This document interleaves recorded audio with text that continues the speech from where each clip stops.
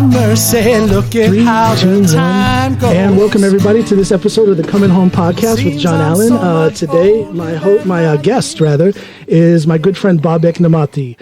Welcome back, my friend. It's good to be back, my friend. How are you? It's good to have you here, man. I'm feeling good. This is a really good day. I got a lot of rest last night. I slept straight through the night. I woke up and just to know that there's nothing on my plan for today except this, just having a good conversation. Great. It's a good day, you know. Great. It's a good day. It's a good day. Every day is a good day. I think so. Listen, I want to surprise you with a question. Maybe not surprise you, but I want to confront you with a question. All right. Are you ready for some deep thinking? Just go. Let's go. I love deep thinking. You've got the coffee ready if you need to stimulate your brain. Let's go. Here we go. Babek, do you have peace in your heart? Peace? No, I mean, I'm trying to have peace on my heart, but I'm searching for peace. I do that, but I don't. I'm going to be honest. No, I don't have peace. You don't have peace in your heart. What is it that's getting in the way of that peace? I mean, what am I gonna say? You want to know why I ask you this? Why? Because we had the stand-up show at the Drummond Comedy Club. Yeah. When was that? That was Thursday last week, a few days ago. Yeah. And that's the first time I had seen you all summer long, since March, I believe, was the last time I had seen you. And I saw something different in you. Yeah, you did. I did. You are always smiling. You're always happy. Yeah. But this time when I saw you a few days ago, you seemed a little bit down from where you normally are. Yeah. Am I wrong? No, you're right. Okay. You're very right. Yeah. Okay. So here I am confronting you with that question. That's good. Do you have peace in your heart? It's been a lot of things going on actually lately, and when some things happens when you are not, expecting or something, then I mean, before that, like we met the times before, you say I was laughing. I had peace. Yeah. But some things happens that sometimes that brings back a lot of thoughts. Sure. You have been through life, and a lot of things that you've been through, it brings back a lot of them, and it gets you go inside yourself and try to figure out what those things are, and try to I don't know, maybe before I thought I had peace, but I just maybe locked the thing I was inside me. I see. You kind of put it in a box and set it aside and for a while. And when some stuff like things happens, then it brings back them, and you try to find yourself, find the answers, and so do you find yourself sometimes putting on an outward mask? You make yourself presentable for your friends and for people you may run into. I always do that. Yeah.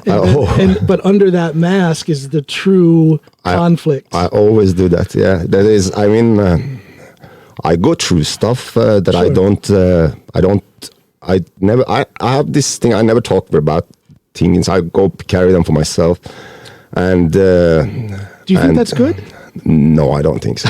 I don't think so. Yeah. I don't think it's good at all. But I feel like I can. I feel like I can carry it. I feel like I can.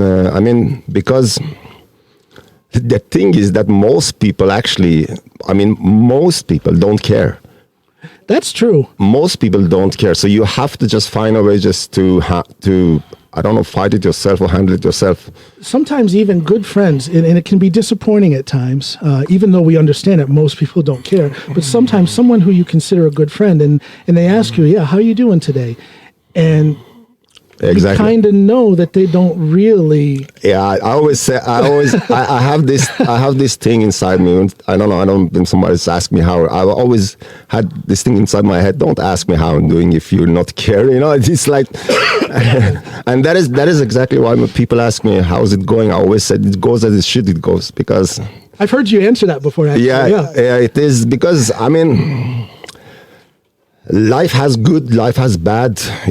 Life is like sitting under the apple tree. You have to just sit there and wait and catch the apples that fall. Sometimes it's rotten, sometimes it's Well, yeah, and life is a philosophical journey. Yeah.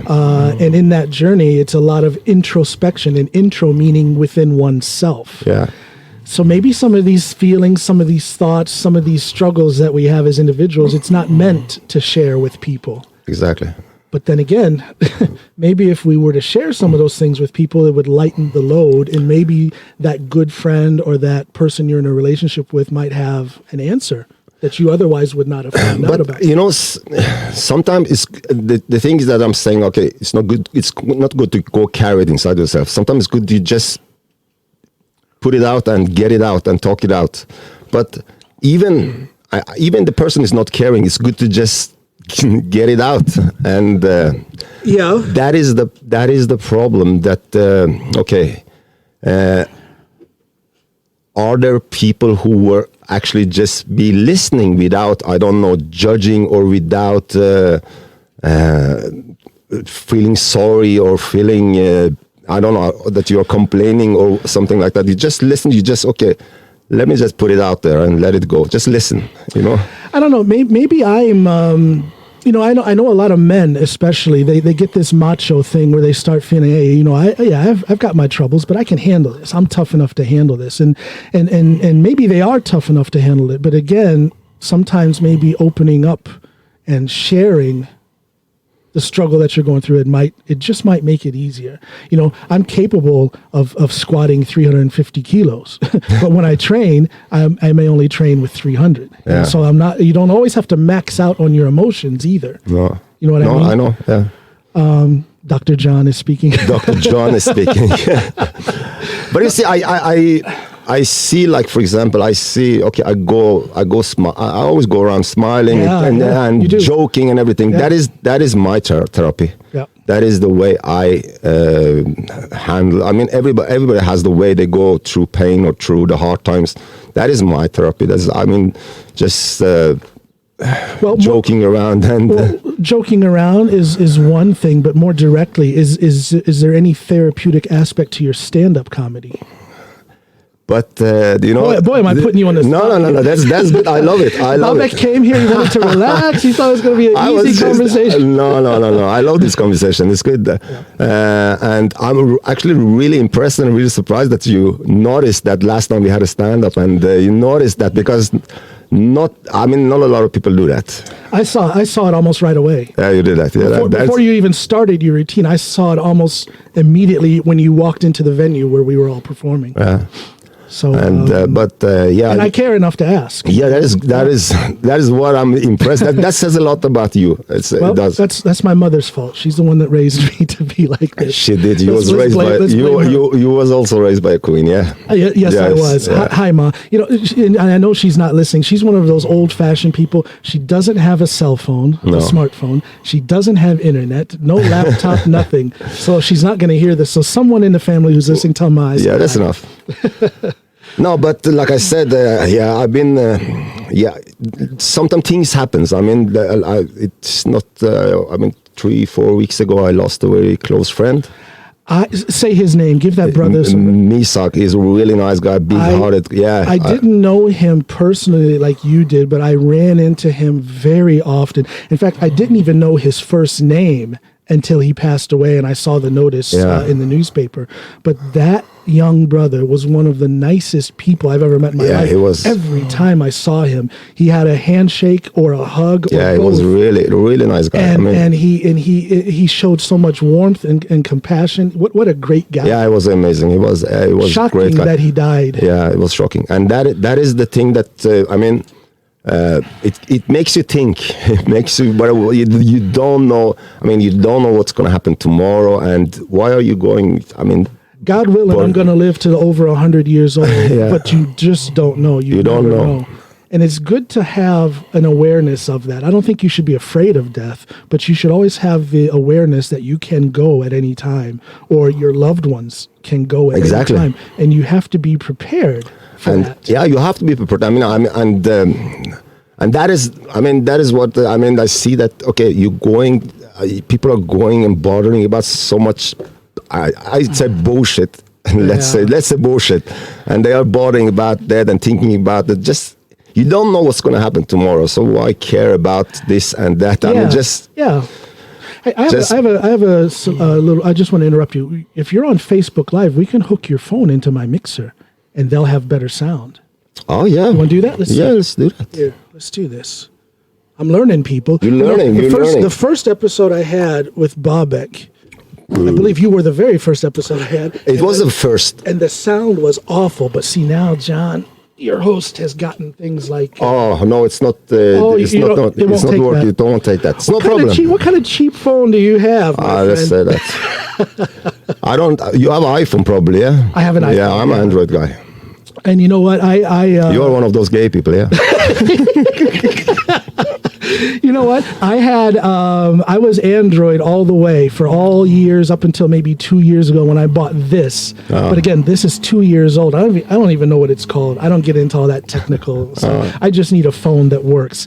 And this particular phone has tons of memory. I record my stand-up every time I go up. I record it on here. Yeah, I see that. I record pieces of music and stuff like that. So I needed something with a lot of memory. That's the only reason why I went over to this iPhone. Okay, so Babek has a phone that cannot. And the other thing is, like, I mean, when I say people don't care, they don't. They really don't. They don't. That's a sad fact. That is the sad. I mean, there are very few people in their life that they care. They really care. I mean, if I'm going to put an example, just let's say, I don't know, let's say Kobe Bryant, for example. Yeah. I mean, suddenly the day after, everybody was Kobe Bryant fan. I mean, people was, Kobe Bryant, blah, blah, blah. But 2 days later, it was forgotten. I mean, it was gone. It was gone. I mean, nobody cared. Nobody cared. People don't care. I mean, the most I don't know, that they are posting like so sad. The most of it is just for attention. Their own attention, you know. It's an interesting thing. It's a sad fact of humanity. It's a sad fact of it's a social phenomenon that when you boil it down to the bare bones, people don't really care. They don't care. You know where it's really sad? I look at my children and the relationships they have with their friends. Yeah. Not so much our son, because he's a little bit younger. Our daughter's a little bit older, and you know how girls can be. Yeah. And I don't care if anyone thinks this is sexist. I'm telling the truth. Little girls can be so evil to each other. Yeah. And that evilness crushes the person who's receiving that evilness. Exactly. I've seen these young girls, and they act like their life is over because they're in a short argument with one of their girlfriends. Exactly, yeah. And sometimes I want to tell them, hey, life is more than this. It is. This friendship that's hurting your feelings right now is really meaningless in the long scope of things. It is meaningless. Of course, it means a lot at the time. Yeah. So I don't want to be cold-hearted, but in the long scope of things, and I almost want to teach my children that lesson already now. Yeah. But I haven't, because I think that's something they just have to learn for themselves, and maybe society will change a bit and they won't experience that harshness the way you and I have. Yeah. So I don't, but I see it in their relationships. Yeah. But like I said, it's most of it is, it's because of their attention, their own attention. Like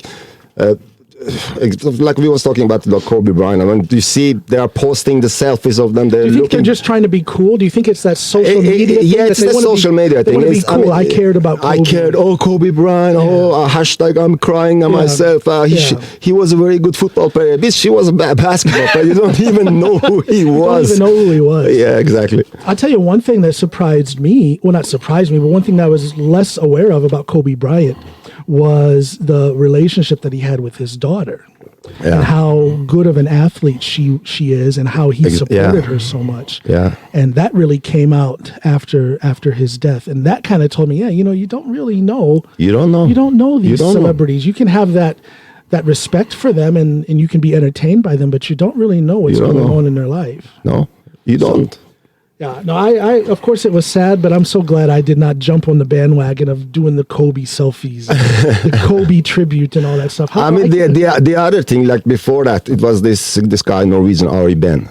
Yes. That is the perfect example. Before he kill himself. I mean, took suicide. Before that, everybody was making a joke and stuff like that about him. That And man was abused by the Norwegian Yeah, he was society abused. for years. He was abused For years. And right after that, like everybody was, oh, Ari Ben. I mean, what's the point? There's a saying. The wise man once said, "Cry for me when I'm alive, not when I'm dead." And that's a very wise saying. Yeah. I mean, and it was brutal. It was brutal. For those who don't know, Ari Ben was the husband of the princess. Princess of Norway, and he was kind of like a common man who married into the royal family. Yeah. And because of that alone, the Norwegian society tore him up for over a decade, almost 2 decades. That man was abused. Exactly. But when he died, all of a sudden, everybody was. Yeah, I know. That is so. I mean, I thought that is disgusting. I mean, I'd be disgusted when I see those kind of. I'm not really too much into Norwegian celebrities and whatnot. I don't really know too much about any celebrity here in Norway, but I did respect Ari Ben simply because he always held his head up and was classy. He was a little strange, yes, and you could criticize him, but he held his head up and he was himself throughout all of this abuse that he took. Everybody you meet, they are going through some war inside with themselves that you don't know about. Sure. That is the thing. We all, we all have our struggles. I'm tired of struggling myself. The death of my son and a couple other things, among them this craziness with my shoulder. I can't, all of you guys in stand up, you guys know I've had all these shoulder operations. Yeah. I joke about it in my routine and everything. But it's not just one shoulder operation. I've had, I think it's 8 or 9 shoulder operations since 2016.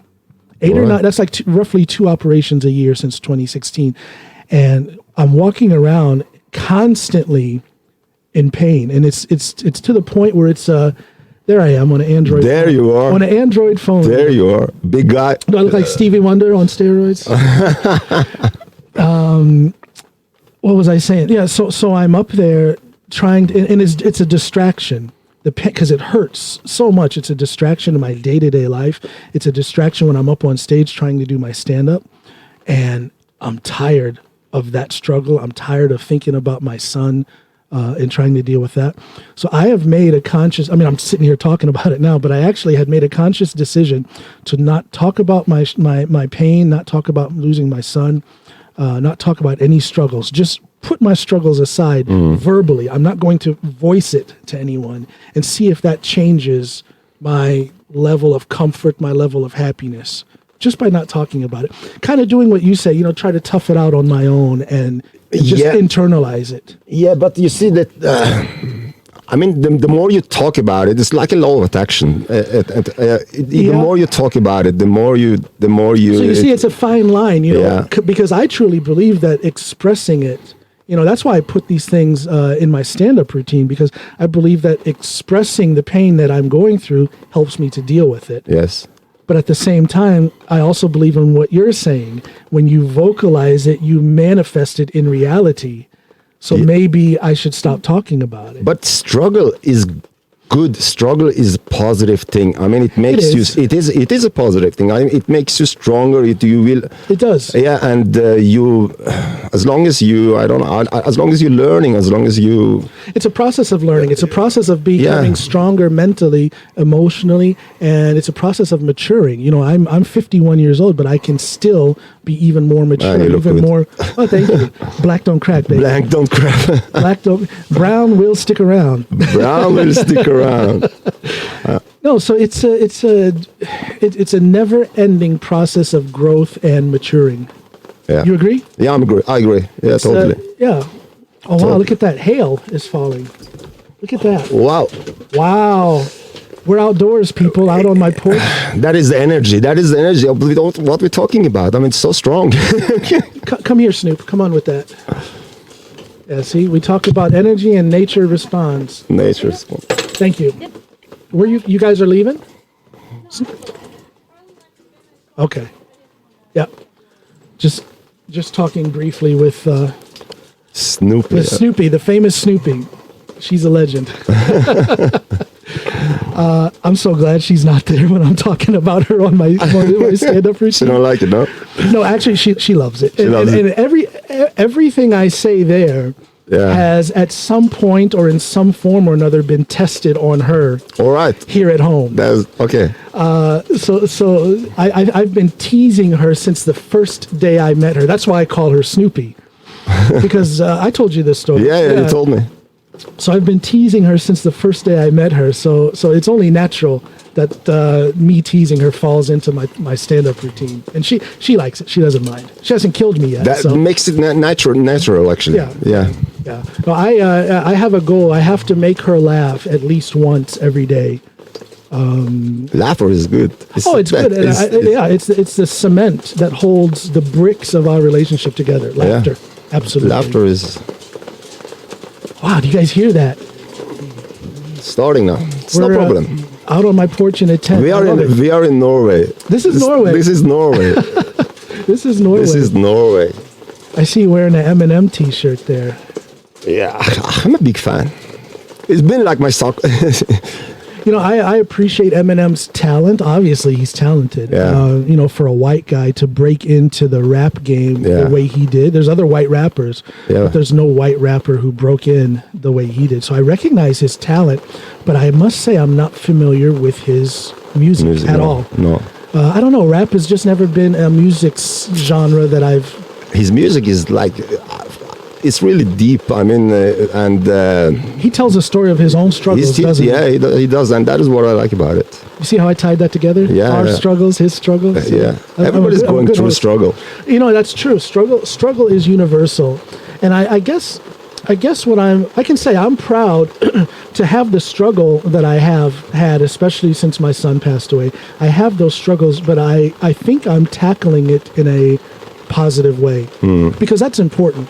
I think it's totally acceptable to turn off the lights and stay in bed all day and with a pillow over your head and just be miserable. That's okay at certain times. That is okay, but like you can't make that your existence. You have to come out of that.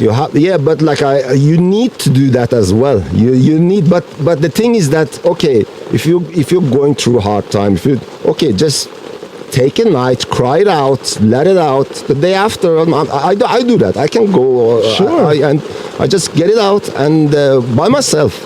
And the day after, I'm up and smiling, and nothing happened. It's like recharging your batteries. Yeah. That little moment where you just let yourself go and be vulnerable. Yeah. It gives you the strength to get back on your feet and then start marching forward and doing the right thing. Yeah. Are you single right now? Yeah. Man, I've been single for a long time now. You've been single for a long time, and now is that by choice? It's by choice, yeah. Is this a period where you're trying to focus on? I mean, what I say. I mean, I have experienced some bad stuff through through relationships. Do you have an evil woman story? I think we all have. Yeah, we have. Some point, I have had some really bad. It has put a big scar on there. So that's the reason I chose. I choose to be single. I think that's a safe way to play it. A lot of people stress about that. It is. They feel the need to where they. Is that my phone? No, it's mine. I can just stop it here. All right. They feel that need to where they have to be in a relationship. Well, a relationship can be comforting and a relationship can be fulfilling, but I don't think. You see, you shouldn't feel like it's necessary. You shouldn't have to. No. I think that the thing is that the most people they are afraid of being alone. I mean, yes, and that is the thing that they rush themselves into a relationship. I mean, if you learn to be happy alone, enjoying yourself, then you don't need to rush for that. I mean, I enjoy people's company, sure, but I enjoy mine as much as, and that is why. No, I was going to say, I totally understand it. Even as a married man with 2 kids with Snoopy, as much as I enjoy their company, I have to say I enjoy my own company better. I love, and that's not, I'm not trying to diss my family. What I'm saying is that it kind of goes along with what I always say about about character and personal strength. I think the stronger one is as an individual, the more capable they will be when it comes to helping others. Exactly. So when I have my time alone or my time to do my thing with my podcast or stand up or music or my powerlifting, when I can do those things and find my peace and find my enjoyment with those things, it kind of clears the whiteboard so that I can fill that in with those other things that have to do with my wife and children. Yeah. You see what I mean? I know.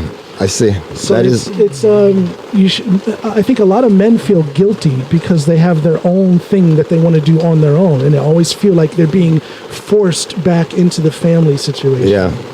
And maybe they are. Maybe they have a spouse, a wife who doesn't understand that you need that time to cultivate, the inner you. Yeah. But you need to heal the inner yourself as well. You need to. I think you have to think You of have to- yourself yeah. before you think of others. Exactly. You have to, and there's no selfishness in No, that's why when you are in the plane, they say put on your own mask first before you. Exactly. No, but I think I don't know. I don't want to say there's something enviable. But the being thing is that single. it's not only a relationship. I mean, if you enjoy the time by yourself, then you don't need to rush to end up with the wrong people. I mean, friends or so. I mean, I can sit home on a Saturday night by myself, and I'm enjoying my time. And I mean, I can get a message from some people I don't want to be with, and they want to come over here, and there's a party going on, blah blah blah. But I don't want to be there, so I don't need to rush myself because I'm enjoying my time. I'm enjoying by myself. But most people, they're like, I don't know. They feel they don't want to be alone, so they go at the wrong places with the wrong people. And also, some people feel like if they don't jump into that social situation, go to that party, even though they don't want to go, they feel like they're going to be cut out of that social life because they said no. Yeah, exactly. But I don't care. That's you being secure in your own self as a man. Someone who is insecure, someone who doesn't believe in themselves, will go to that party even though they don't want to. Exactly. So that is, in the long term, does that make you happy? Exactly. In the long term, you might be taking steps towards a fake friendship. Yeah. You might be taking steps towards a fake personality. You might get the personality of that guy John Allen. He loves to party, where I really don't love to party, but maybe I am partying because I want to feel like I belong. Yeah. And that's just not the way to do it. No. Wow. This is a lot of rain falling down, people. Wow. Well, we'll see if the thunder and lightning comes. Now that would be something. What a way to go out. Something. What a way to go out. Oh my God. Let's see. I'm going to close this. I'm going to close this curtain here, everybody. Hold on 1 second. Babek, sing to them while I fix this. I'm a terrible singer. Ooh, yeah. You fix that. Yeah. Wow, this is crazy. Are you getting wet back there? No, I'm good. You okay? I like it wet. That's what she said. That's what she said.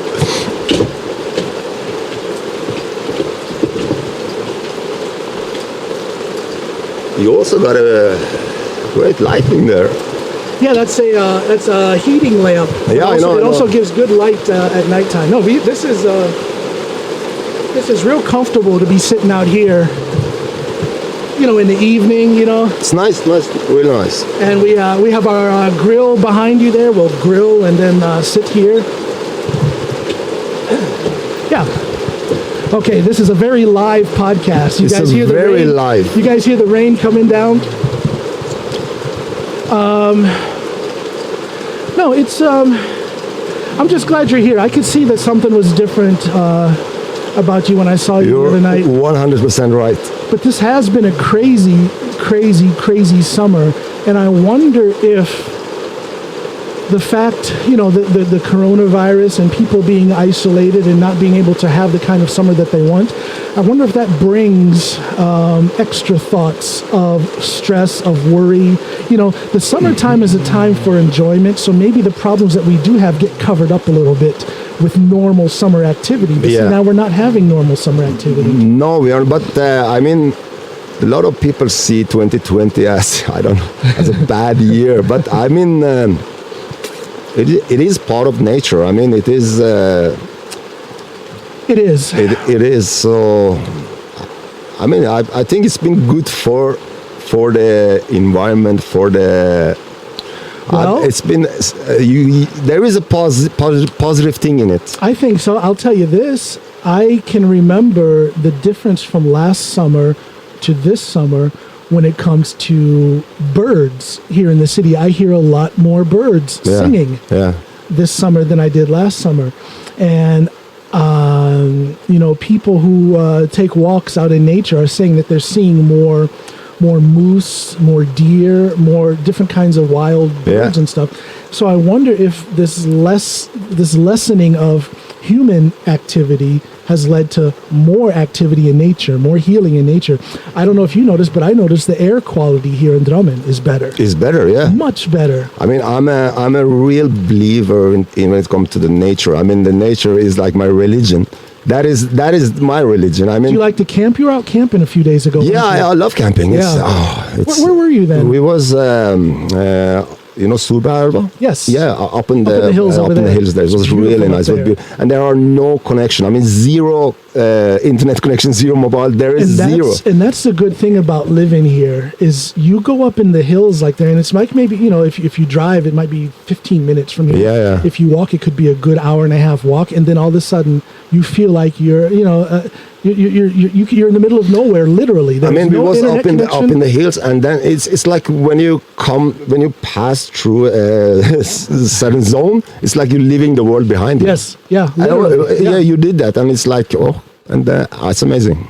It's there is something about nature. I guess that's what makes me tolerate living here in Drammen.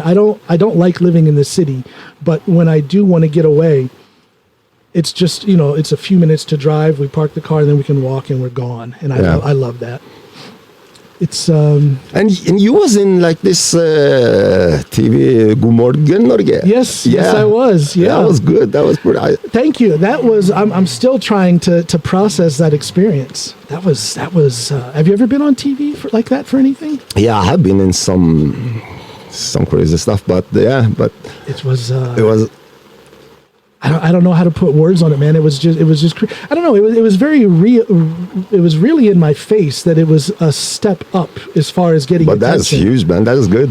It's very good. It led to several radio interviews. A film crew came here to our house. Wow.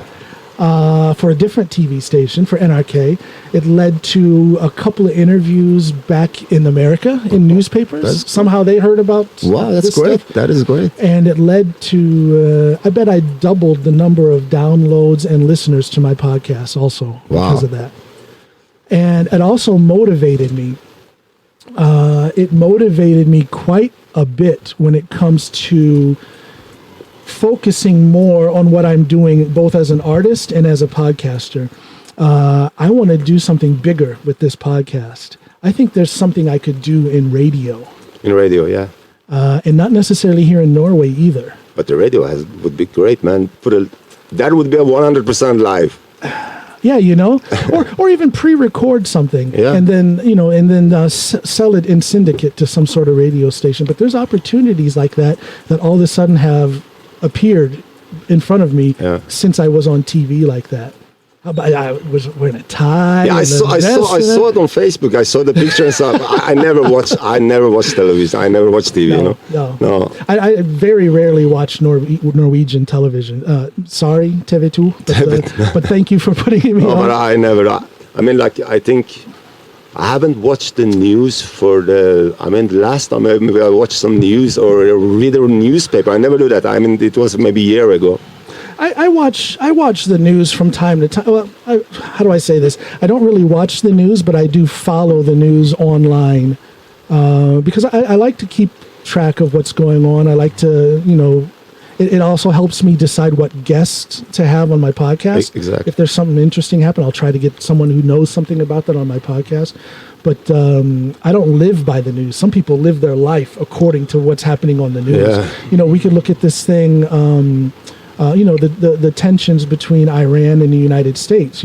If you listened only to Iran state news, and if I listened only to Fox News, we probably wouldn't be friends. We probably wouldn't be friends. It's crazy. It's Iran crazy. and the United States is the other side. Did you see that that Iran put out a arrest warrant for President Trump? Did you see that? Yeah, I saw that. I saw that on the Facebook or somebody. Could you imagine? And they asked Interpol to help them. Yeah, to it was something arrest like him. that. Yeah. It's crazy. Politician is crazy. It's all politics is nuts. I could never function as a politician. I just can't do that. I think when you're a politician and you glue yourself, you're stuck in that particular party's politics. Yeah. If you're a Republican, you find yourself stuck in that line of thinking. Exactly. You have to, the way those political parties are made in the United States, you have to follow their way of thinking. And if you don't, you're out. So that tells me that when you're a politician, you're done developing mentally when it comes to what's good for people. That's why I stay away from politics. That is the great way to say it, yeah. Because it's again, I'm all about growth and improvement and broadening the way I think. And if you get involved in politics, I think that stops. That's a bold statement. But I think that's true. That is true. Yeah. It will stop, especially in America. Yeah. Norway's a little bit different. There's so many different political parties. Well, I don't know. How long you been in Norway now? I've been in Norway since we talked about it last time. 5th of June 2002. 2002. Yeah. 18 years, man. 18 years, yeah. 18. But I do not feel Norwegian. No. And I say that because that's my own choice. I have not taken Norwegian citizenship. It's about loyalty. It's about identity. I feel American. I do not feel Norwegian. So it wouldn't feel right to take up Norwegian citizenship. No. Do you feel Norwegian? I don't feel Norwegian. No, I don't. But it's home here. What is the difference between you and a Norwegian then? If you don't feel Norwegian, that means that you recognize there's a difference. I mean, no matter how much you try to be Norwegian, you will never be accepted as a Norwegian. I'm nodding and smiling because I agree with you so very much. So why bother? Why bother then? When is the last time you got a reminder that Norwegian society, for the most part, will never accept you as a true Norwegian? I mean, when did you get the last? If you really focus on it, you can get it. You can experience it every day almost. I mean, that is the thing.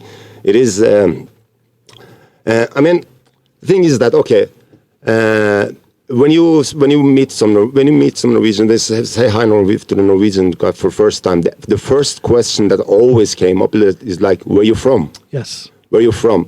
But if you're, for example, in Spain, for example, and you meet a Norwegian there, you start talking Norwegian. All of a sudden, then you are Norwegian because he speaks Norwegian. He's Norwegian. Exactly. Don't matter of the color. Don't matter. But that is crazy. I mean, that is. When you meet a Norwegian outside of Norway, they'll be like, "Where are you from?" And if you say, "Okay, I'm from Iran," I mean, no. Where in Norway are you from? Exactly. But here in Norway, it's the opposite. Is exactly the opposite. People here, you and I always speak English, but when I speak Norwegian, I speak it with a mixture of Finnmark dialect, a little bit of Vestlandsk. Yeah. And people will ask me, where are you from? And I think automatically they're asking me where I'm from here in Norway because of my accent. My Finnmark accent or whatever. And then when I tell them, I learned Norwegian in Finnmark, like, no. Where are you from otherwise? It's like, but see, for me, it goes a step further because I'll say, oh, well, I'm from the United States. And you know what they do? Well, before that. Because I'm black, they can't get.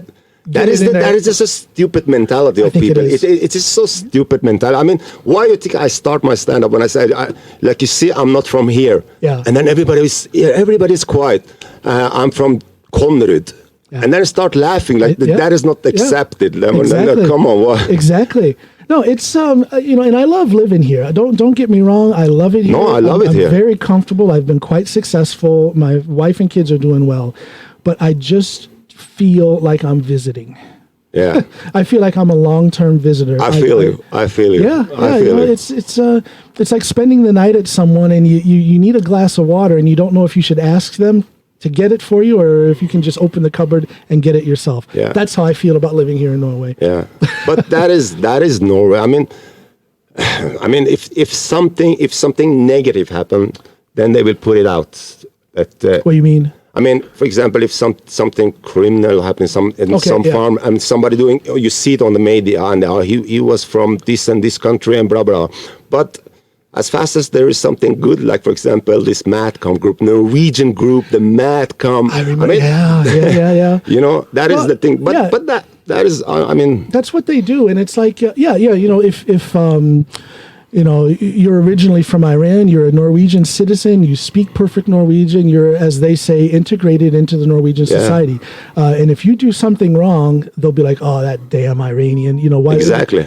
But all of a sudden, let's say, you know, you and I go on a stand-up tour to the States, they'll be like, oh, Norwegian Babek Nemati is on tour in the United States. All of a sudden, they're proud. And I mean, maybe we're going to piss some people off saying these things, but I think it needs to be said. It needs to be said. I mean, I love Norway. I love living here. I love that. Is, I mean, it's home. What do you say to the people who say, well, if you live here in Norway, you should appreciate everything we do for you. Stop complaining. What do you say to those people? I mean, because they're out there. They are out there. They are out there. What do you say to them? I mean, if you argue with an idiot, you will be at the same level. That's it. Yeah. That's the truth. That's the truth. So I don't bother. You don't get into. No, not anymore. No. Okay. That's, I mean, like I said, if you argue with an idiot, you'll be at the same level. So sometimes you just have to nudge and. It would be real easy to get into those kind of discussions and arguments on social media, but you don't. It is. No, I don't do that. It's a waste of time. I mean, I think it is too. I mean, why should I bother? I mean, I know what I feel. I know how I'm thinking. I know me. And those who truly know you will see that. Exactly. Yeah. And that's all that matters, really. Yeah, and I know me. That is enough. And again, that's, you know, we're back to this inner strength thing. It takes a strong and secure and confident man to push all of that aside and just keep on marching with what you know is right. Yeah, I mean, what I believe is right. What I believe is right is what I believe is right. I don't force you to believe that, you know. And if someone else believes, like you said, you have to appreciate all the things we do for you and blah blah stuff like that. I mean, if he feels like that, I mean, you can't fix anybody like that. That's a problem that you can never fix. So why engage in that kind of argument or discussion? I stay away from it. There was a time where I would engage people in those kind of discussions or debates or arguments, but. No, this is a waste of time. That was maybe when I first came here and I was a little more unsure of what path I was going to take here in Norway. But I've grown from that. I let them think what they let them think what I'm thinking. Like I said, I mean, it's over 30 years ago. Norway is totally different now. I see it's so different from when I came here in 2002. It's changed a lot. It's changed a lot. And like I said, when I moved to this city, Drammen, I came from the city called Haugesund. It's a way back, and there was a lot of. I'm so glad you don't live there anymore. They speak with an ugly dialect. Yeah, they sound like they're spitting. They sound like they're coughing up or something. And I mean, there was a lot of racism going on there. Yeah, you told me about that. Yeah, I told you. Yeah. And that's why I had so much anger inside me when I moved to this city. It was like I was a troublemaker. Like I was, You ever worry about your past reputation? Do you worry about what people think? No, I don't. My past is I don't regret my past. I mean, I love my past. Well, it's part of who you are today. It's part of who I am today. Yeah, that is. Got to embrace it. Yeah, exactly. So I mean, reputation. I mean, reputation is mostly rumors, actually. Yeah, because no one knows you. I mean, they only hear things. And what they hear gets painted by the person who's telling it. And I mean, if someone is going to judge another people by the thing they have heard about him, I mean, how stupid are you then? I mean, that is... well, rumors and whatnot are based on ignorance, and ignorance is never a benefit to anyone. So, no. You know, I mean, the thing is that, I mean, you will never hear me talk negative about... I mean, you will never hear me talk negative about another people behind their back. No. You will never hear me that. I mean, even if it's my enemy, even if it's someone I really... I mean, that is not for me. The person who talks ugly or negatively about others, they must realize that they are showing a reflection of themselves. Exactly. And if you care about your image, if you care about your relationships with others, you'll stop doing that. Exactly. You know. Having said that, I can have some real good discussions with my wife about the person who pissed me off earlier during the day. She's a sounding board for my frustrations. Snoopy. Oh, what a woman. She, I don't know. I do what I do. I'm able to do what I do because of her. I'm a lucky man. You know, you talk about being single and being very comfortable with that. And there's something admirable in that because it opens up your life to, I mean, you have time to develop yourself the way you want to. Yeah. And a lot of people think that being married cuts into that time for self-development. And it can if you have the wrong relationship. Exactly. My point is that in my relationship, I'm in a position to where she actually enhances my personal development. You know, she pushes me to do these podcast but those episodes. relationships are very rare. It's very rare. And I think that's why I talk about it so much, because I recognize it as being, you know, pretty rare, pretty unique. I know a couple of my friends who have great relationships with their wives, but most of my friends don't. They don't. And it's. I mean, the relationship, I mean, there seems to be conflict between them, and I don't understand why you would be married to someone. It is conflict because you know the thing is that they start a relationship. Every person they start a relationship in the wrong way. They start a relationship in a fake way because they are not themselves. I mean, for the first 6 months, they are just pretending. They are being so nice as possible. Yeah. But if they would turn it around. If they would turn it around and show themselves, so the worst side of themselves at the beginning. I mean, if someone could fall in love with you for that, then if you turn it around, that would be... You nailed it right on the... You hit the nail right on the head. That is basically how my wife and I got to know each other. My wife is she's a lot of things, but one thing she's very real. She doesn't know how to pretend to be someone who she isn't. And sometimes it's quite embarrassing when I see how she treats other people sometimes, because she's so straightforward. Yeah, not mean, not harsh, no. but straightforward. So I got the real taste of her from day one. And I liked what I saw. I liked what I was experiencing. So you know, that is pure honesty. I mean, that is pure honesty. And that's my wife in a nutshell. She's straightforward and purely honest. That is pure honesty. I mean, there is something. I mean, if someone start talk to you about something and you don't want to listen to that, I mean, if you tell them, listen, that is not. I don't really care. If you're totally honest, then you are mean. But if you are not honest, if you don't tell him, then you're lying. Exactly. So, or do you want to be lied? I mean, and I laugh because I can remember so many times very early, maybe even the first day I met my wife, and she would just be like, you know, what are you talking about that for? Be quiet. And this is a woman who I just met. I love it. And I'm like, oh my! I loved it too. It was quite unusual, very different. I don't even think she's human, Babek. I think she's from another nice planet. Person, wrong planet. I think she's from a different nice planet. Person, wrong planet. Exactly. Oh, that's my Snoopy. Nice person, wrong planet. Now, let me ask you this, Babek. And again, and here I am. I'm hitting you with another deep question. Bring it up. I love you. You're my brother, and I just want to ask you. If you don't want to share, then don't. But let me ask you this. You are a businessman in the sense that no one pays your salary. You create your own financial path. You work for yourself. Yeah.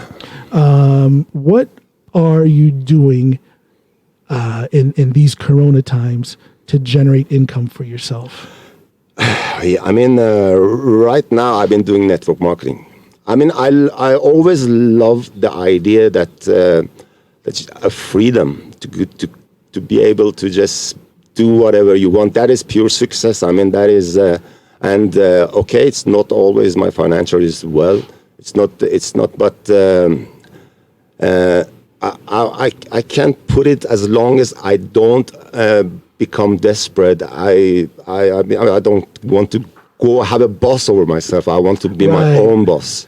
So you've working for yourself. Of course, times can be tight, but times are not desperate for you. No, I mean, as long as I don't I don't want to work for someone else. I mean, the thing is that life is too short. You don't know what's going to happen tomorrow, and I want to enjoy it. There's something that's very free about. I mean, you're free. It's the freedom of not having to answer to a boss. I mean, yeah. The thing is that I no matter what I go through, no matter what hard time, no matter what, but I enjoy life. I have fun, and that is the meaning of life. Are you a person who has a lot of friends, or are you a person who has a lot of people whom you know? It's two different things. A lot of people who I know. And I have a very few friends. And that comes from working for yourself and doing things like network marketing. Of course, you meet a lot of people. Yeah. Do you have any of these people that you associate with in business, whether it's network marketing or whatever? Do you have any? I mean, the thing is that if you think about it, I mean, strangers can become good friends as fast as good friends can become strangers. Wow. You are one philosophical son of a gun. Explain that. I mean, the good friend, if you have a good friend, at one point you were a stranger. That's true, yeah. Yeah. At one point you and I didn't know each other. Exactly.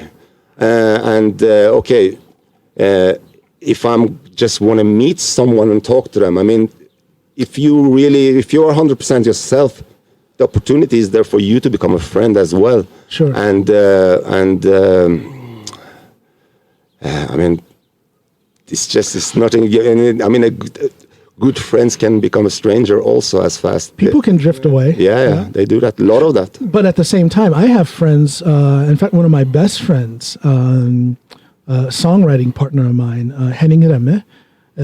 He and I can go months without even speaking, but when we fall right back into place. Yeah, that is. I mean, you don't need to talk every day with your best friend. You don't need, and that is the beauty of it. You can be honest. You don't need to find excuse. I mean, if I have, like I said, few. I don't see them a lot. I don't talk with them a lot. But it's like there. They are there. Yeah. They are there. I know that they are there, and that is the. Do you have any of these associates that you trust enough to actually go into business cooperation? Some sort of cooperation in business, or do you do all of your business alone? I do them alone. Everything alone. Everything alone. Now, is that a trust issue or? Gosh, I'm digging deep. No. It's not a trust issue. I mean, people are different, and the thinking. I mean, I really feel I have a really. Thinking way from this planet. Are you from the same planet as my wife? Yeah, maybe. Nobody's going to care. Nobody's going to be as concerned about your financial well-being as you are. Yeah, no one's going to care more. No. So, and that is why I don't explain myself, because I see. I don't explain myself. I mean, I'm like I said, I have 2-3 really best friends. I mean, they know me. They know me inside out, and they know everything. And I don't need to tell them I'm going through a hard time. They see it. They see it right away. So that's a sign of a good friend.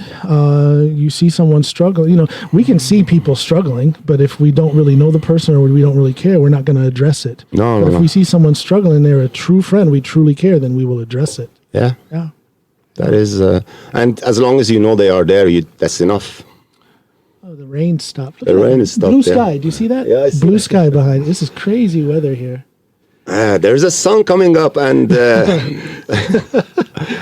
Oh man.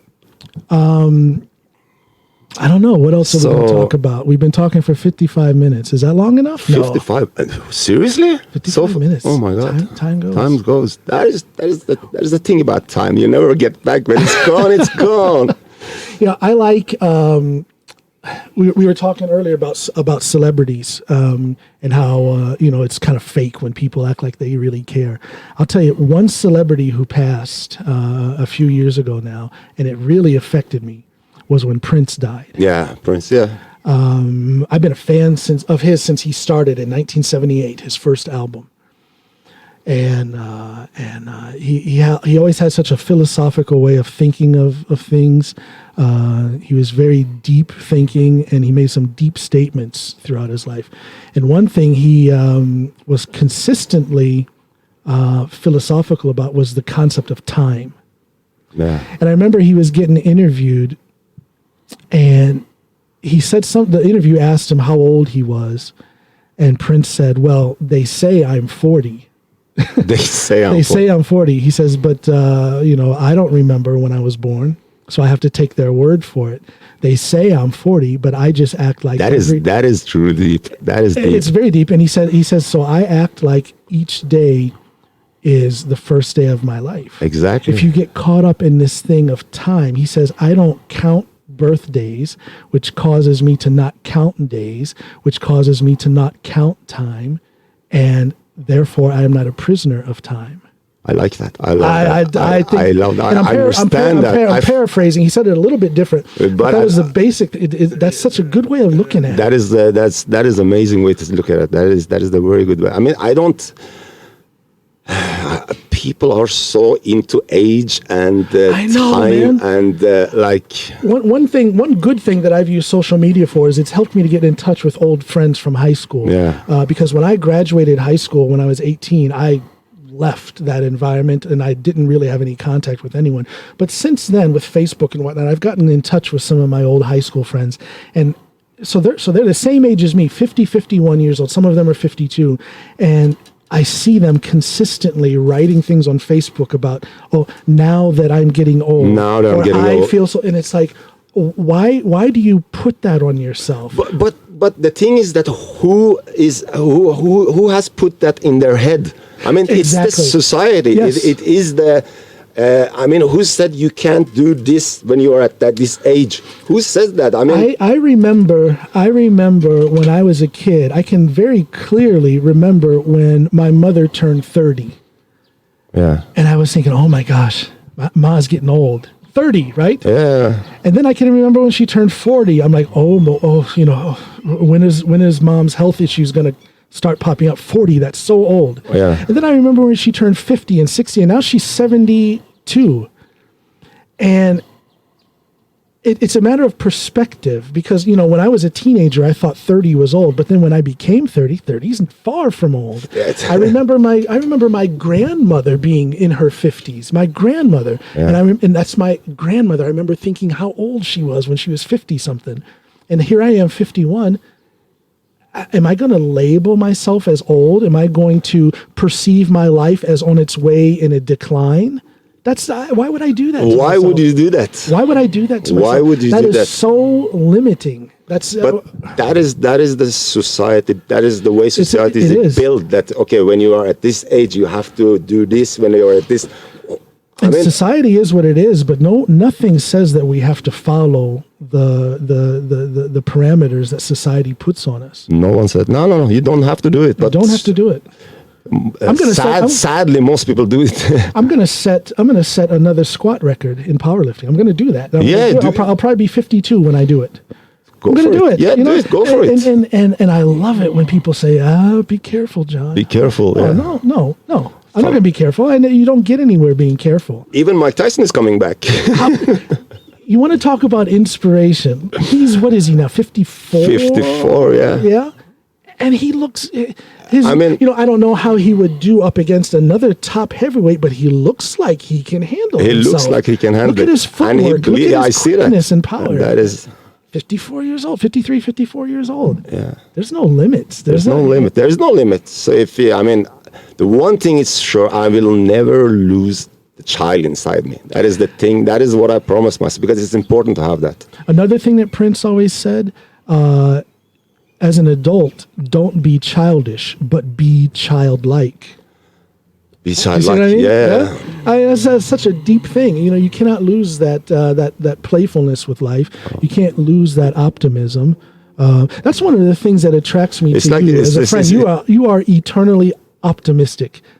Yeah. Even though I saw that you were down, you know, the last time I saw you, in general, you are always, in fact, not in general, every time I've seen you, you've been smiling. You've been, you know, you put out a strolling as an utstrolling, as they would say in Norwegian. I don't know what that is. A projection. You project happiness, self-assuredness, and happiness. But happiness is like a choice. Happiness is a choice, and so is sadness. That's true. Yeah. That's true. It is. Well, sadness isn't always a choice. Sometimes it's forced upon you. It's but forced you can choose how to deal with it. Yeah, you can choose how to deal with it. Yeah, You can choose how to deal with but it. happiness is a choice, and I mean, okay, bad things happen. Okay, that is, but that is the beauty of life. I mean, That's the beauty of life, and I like a challenge. You know, so let life continue to throw its challenges at me, and I'll meet them as I meet them, and hopefully come out of it stronger. Yeah, Challenge is an opportunity for growth. That's the way I look at it. exactly. Yeah. So, and try new stuff. I mean, people are in the same pattern, same way of life every day, and that is so sad to see. I mean, I don't know what's going to happen tomorrow. I don't know how I don't know how my day is going to be tomorrow. And one day I'm sitting here with you doing podcasting.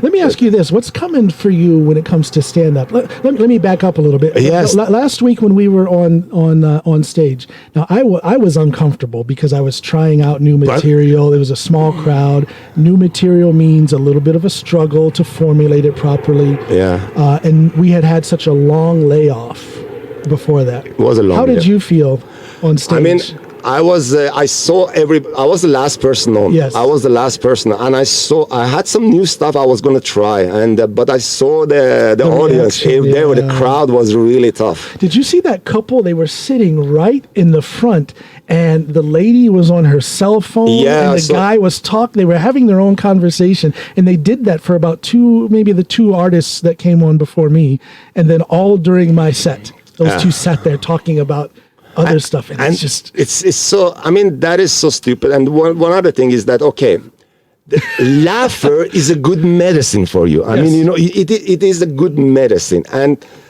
people are like sitting there. They are, even if they think you're funny and they want to laugh, but they're sitting there waiting. They seem like they were afraid. They didn't want to be the first one to laugh. What the fuck is wrong with you? I mean, what the fuck? You have paid to come here, sit here to laugh, but you still are waiting to see if someone else is laughing. I mean, if you want to laugh, laugh. And Don Lykke Larsen, he had some funny material. Yeah, he was funny. That same couple in the front and a couple other tables, they were just sitting there. They were just sitting there. I know it was funny, and they refused to laugh. It's almost like they didn't want to be the first one to show that they were enjoying themselves. They had to wait for someone else to laugh. It's so crazy. I mean, I shouldn't talk bad about that crowd, but it was a strange crowd. But it was a strange crowd.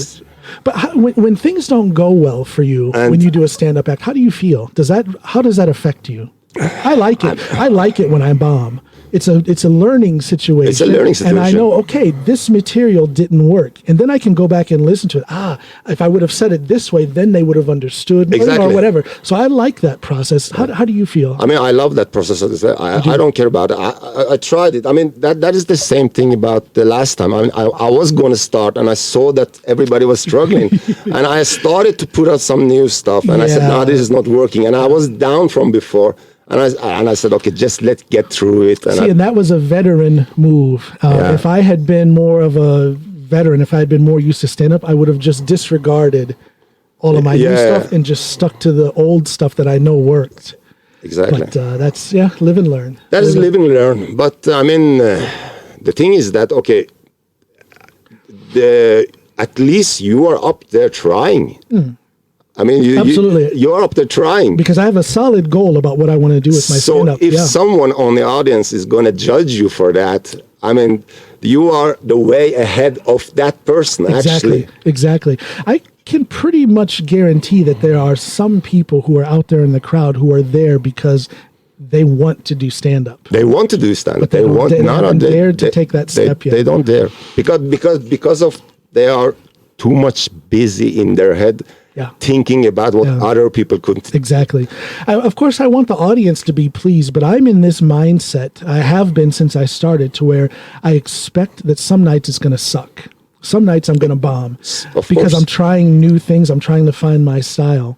But what I have found, if I go back to last year when I opened for you, that was great. That was a great night. Thank you, by the way. That was a great night. You had fun. But that was when I had already been on a couple, 3 times, and I had that solid 20-minute block of material. So I still have that material in my head, so I know that will work. So what I've done is I've put that aside, and then I've tried to build on that. So I've had this series of nights where some nights it goes great because the material works. So I hold on to that, and then I'll add another 5 minutes of new stuff. And sometimes it's terrible. Yeah. So I would say more often than not, since that night I opened for you, I've bombed.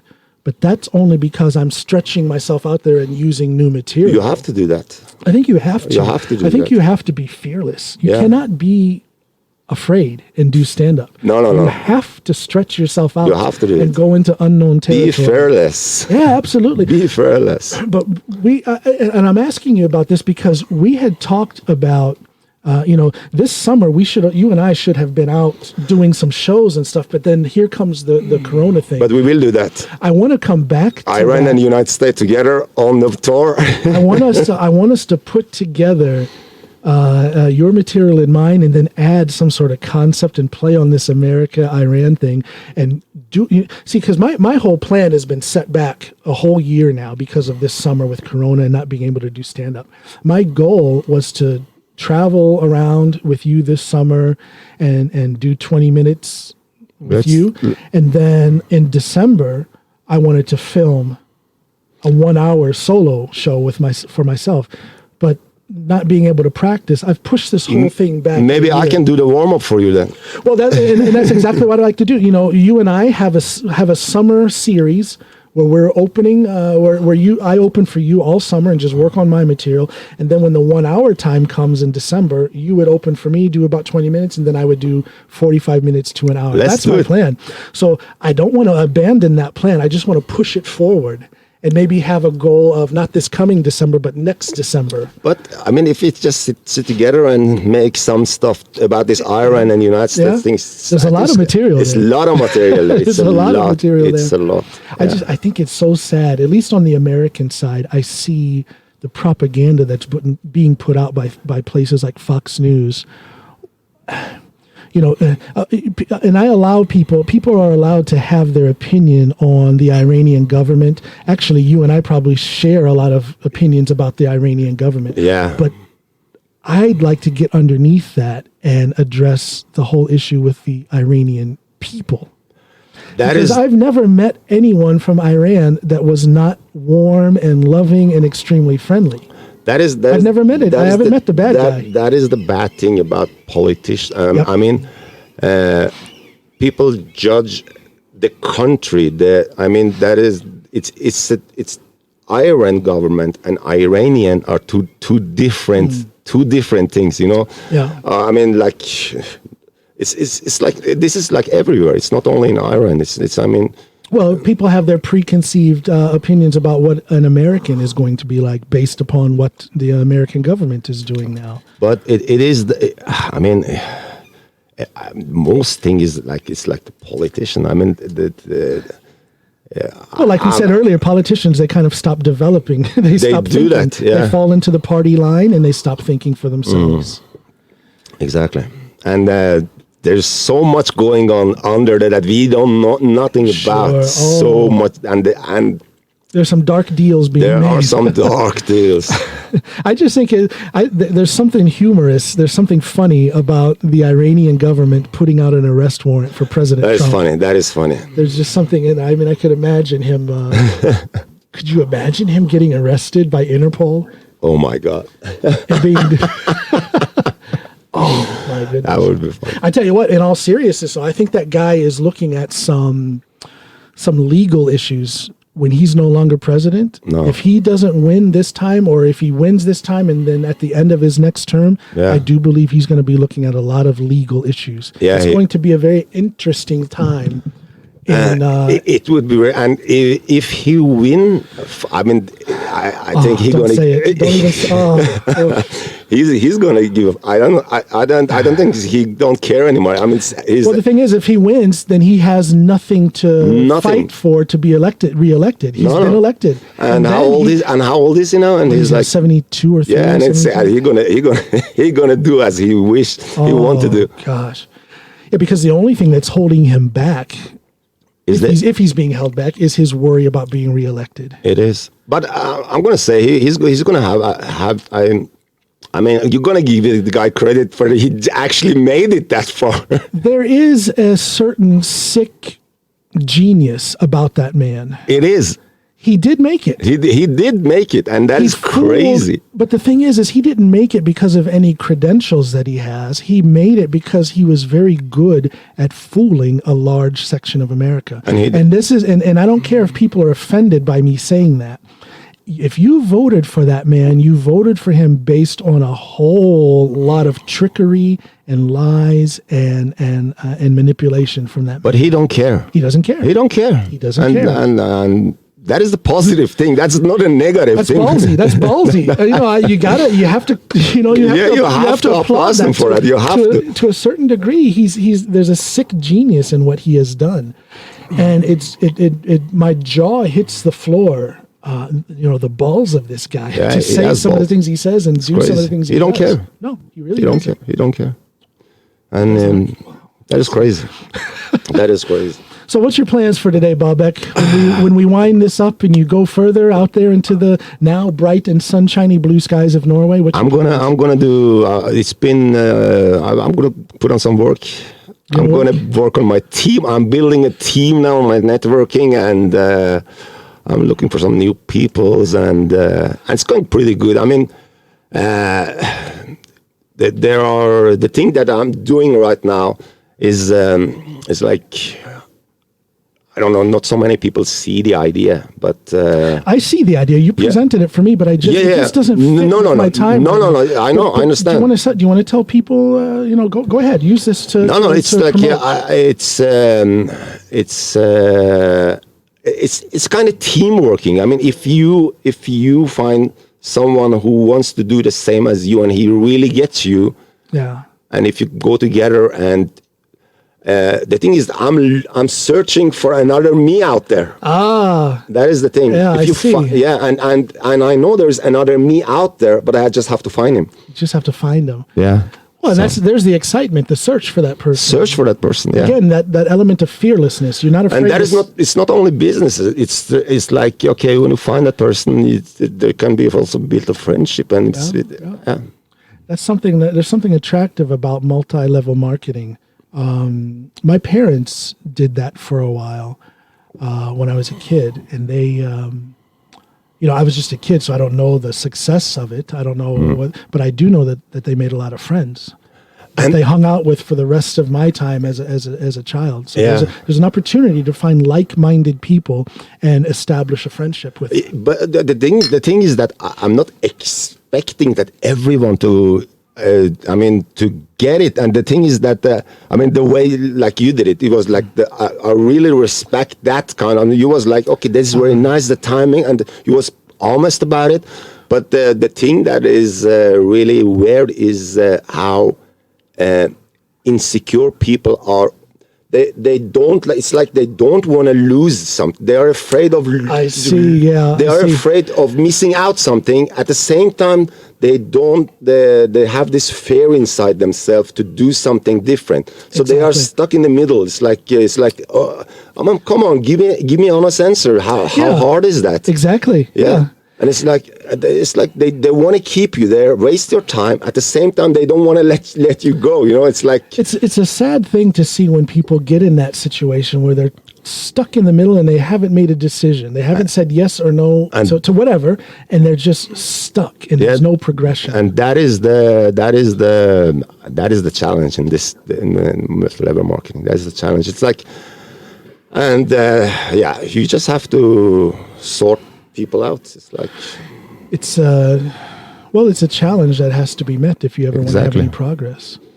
But I mean, one thing for sure is your podcasting. I mean, I was the first guest, wasn't I? You were. Yeah, I was the first guest, yeah. and it's crazy. And you was like, I want to do this and stuff, and you just keep doing it, I have what was it? Yesterday, I put out episode 42.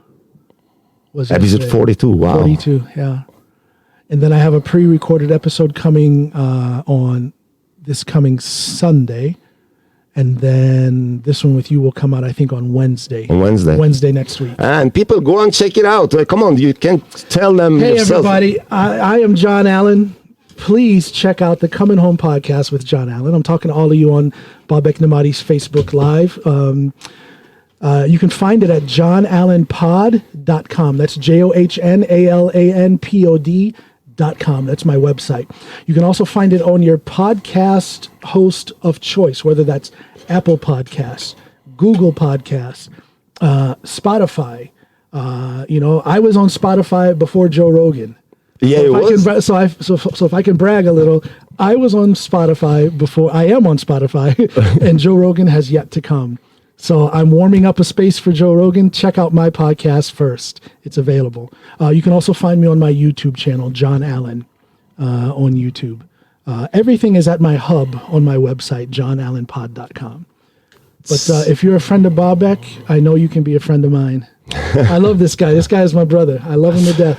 Right, Mike, you. So check it out, people. I've never been on Facebook Live, on anyone else's Facebook Live before. No, yes, I have. I was interviewed last week by my good friend Bar Scott from Seattle, or from Oregon. I was on her Facebook Live last week. That's a medium that I should look at more. Yeah, you do it.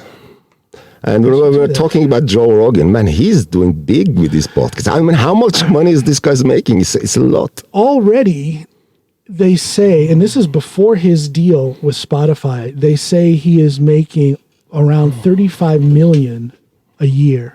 A year, wow! A year from his crazy podcast. From podcast. And I'll be honest, I never really understood Joe Rogan's stand-up comedy. I'm not a fan of it. I never. No, I have never seen his stand-up, but you may or may not like it. I don't think. I mean, obviously he's a professional and he's much further along than you and I.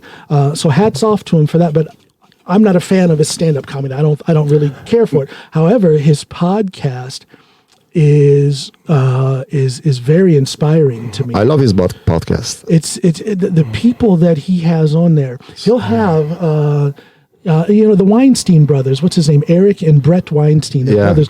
The one is a fancy mathematician, and the other one is a biologist. And those two. And he has many guests like this. They can come on his podcast, and Joe Rogan will ask them one question about biology or something. Yeah. And Brett Weinstein will then talk for 15 minutes straight. I mean, that's. And I'll tell. And here's the thing that I admire about that is that Joe Rogan has the confidence in his selection of guests, to where he can sit there and let his guests talk for 15 minutes, and he's just like, yeah. And he has the confidence to do that. I think an insecure podcast host talks too much. Yeah. When they have a guest. Exactly. But Joe Rogan knows when to shut his mouth and let his guests put the knowledge or the entertainment out there. Yeah, exactly. And that is. And I like also what Joe Rogan brings to the reputation of, again, I say I don't really understand his stand-up comedy, but I like what he does for the reputation of stand-up comics, because a lot of people think stand-up comics, you're a clown, you're not very smart, you're just always trying to be funny. And we're trying to be funny, but we may or may not be very smart, but Joe Rogan is showing that you can be a stand-up comedian, but that kind of plugs you into the heartbeat of society. Yeah. And you see that in his choice of guests. Sometimes it's a comic. Sometimes it's a fancy biologist. Yeah. Sometimes it's a political figure. Sometimes it's a musician. And this guy is smart. He is. And Joe Rogan knows how to talk to those people. He's knows. not out of place regardless of who he speaks with. No. He's but I'm not a fan of his stand-up comedy either. I don't really get it. I don't get it. But I don't know. He's also like strange. I mean, he's in UFC's fight, and he's the stand-up, and then he has the podcast. I mean, it's like. Well, it kind of mirrors, or I kind of mirror what he's doing. You know, I'm a stand-up comedian. Joe Rogan's a stand-up comedian. Yeah. Joe Rogan is an athlete, you know, with his martial arts. I'm an athlete with my powerlifting. Yeah, exactly. And now we're both podcasting. And I'm not trying to put myself on this level. Quite the opposite. I'm saying I aspire to be what Joe. But you know what's kind of cool? Somebody called me Norway's answer to Joe Rogan. Somebody said that. Yeah. Yeah. Wow. But I mean, this could go. I mean, I'm looking to make this as big as I can make it. I'm looking to monetize it. I'm looking to bring in even bigger guests. And then me? I don't know if I can do that. I don't know if I can do that, Babek. I mean, come on. But I think I've had a broad range of guests. I've had a Norwegian police officer on. I've had you and a couple other comics on. I've had just the average person from the street. But I mean, you come far. It's how when 42 episodes, and I started 42 episodes. And I think the first episode, what was it, like the 22nd of February? That's amazing. So it's amazing. Thank you. So I love doing this. It is fun. I mean, podcasting is a lot of fun. And I get to know people. Some of these people that I've had on, it's been people that I otherwise would just say, oh, you know, that's a cool person, but I never would have done anything with it. Oh. Now it's like, oh, that's a cool person. They're interesting. And then I contact them and ask them to come on, and then I get to talk with that person that I think is interesting. And that's a unique position to be in. Yeah, it is. So it's great. I don't think I'll get a better guest than you, though, Babek. It's good to hear. It's good to hear. You know who I'd like to have on? I'd like to have Lars Monsen. Lars Monsen, yeah. For those who don't know, Lars Monsen is this outdoors guy. He's filmed a lot of series and stuff of him just out and it's in the pretty nature. Amazing. The guy is very interesting. I think it takes a step. You know, he's done that thing where he walked from southern Norway all the way to the, you know, and not along the road. He's walked through the wilderness. It's amazing. And documented. It's crazy. That is the Norwegian that I would like to have on next. So if anybody knows Lars Monsen out there, get him in touch Lars with me. Lars Monsen, yeah. But I guess another thing I've learned with this podcast is, you know, sometimes I see that celebrity or I see that well-known person, and I'm not afraid to contact them and ask them, what can they say? No. That's the worst. Yeah. And that is the best thing you can do. Just contact them and ask them. And the benefit of being in Norway is that you are not really all that far removed from any celebrity here. No. It's a small country. It's a different that relationship between the common people, so to speak, and celebrities. They're not that far away. They are not that far away. But I mean, that is the one mistake most people do. They never ask. I remember you said something to me once. This is way back when we first had gotten to know each other. I hadn't seen you in a few weeks. And then when I saw you, and I said, yeah, you know, Babek, I had been thinking about calling you.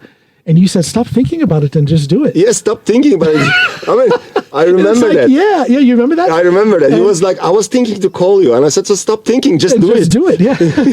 but it really is that simple. And I guess, you know, that's something that I learned. Maybe I learned that from you. And I've just put that into this whole podcast thing to where if I'm interested in talking with you, I'm going to contact you. I just contacted, there's an owner of a gym in Phoenix, Arizona. All right. Arizona is now being the hardest hit state in America for the coronavirus. So everything is shut down, but this gym owner has stayed open. And he was interviewed on CNN and I believe on Fox News and on MSNBC. So this guy is getting national attention in the States. But I contacted him this morning. You did? Maybe that guy will be on my podcast. You see? So you know, otherwise I would just be sitting there thinking, wow, that would be nice to talk to that guy. Well, if it would be nice to talk to him, I'm going to talk to him, and he'll say either yes or no. Yes or no? That's the worst thing. So thank you for teaching me that lesson, Babek. It's good to hear that some people are picking it up. Well, listen, I have to use the bathroom. And you have things to do. I have things to do. It's been really good to be here, and I'd be gladly to come back. You're welcome here anytime, Babek, whether it's to come on the podcast or if you just want to stop in and have a cup of cheap coffee. Cheap coffee is good. But ladies and gentlemen, my good friend Babek Nemati. Thanks, Babek. Thanks for having me here. It's been really honored. And likewise. See you again. All right, Babek. Bye, everybody. Bye. I'm coming home.